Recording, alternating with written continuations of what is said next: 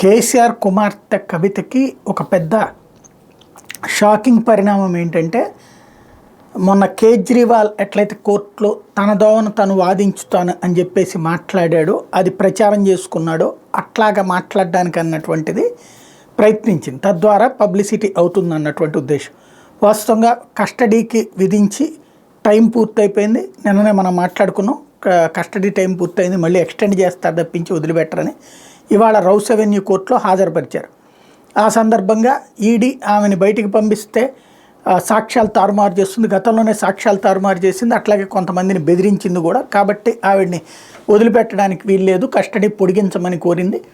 ఆ టైంలో కవిత ఒక 2 నిమిషాలు మాట్లాడుతుంది కోర్టులో జడ్జి గారితో. అంటే మాట్లాడడానికి నిరాకరించారు న్యాయమూర్తి. సాధారణంగా అనుమతిస్తారు, మరి మొన్న కేజ్రీవాల్ ఉదంతం చూసినటువంటి కారణంగానే ఏమో తెలియదు కానీ అనుమతించలేదు.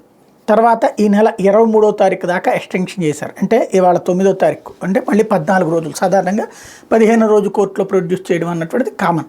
సిబిఐ తనని జైల్లో విచారించింది అన్నటువంటి విషయాన్ని కూడా ఈ సందర్భంగా కవిత చెప్పుకొచ్చింది. బయట మీడియాతో మాట్లాడేటటువంటి సందర్భంలో న్యాయం గెలుస్తుంది అంటూ చెప్తూ వెళ్ళింది.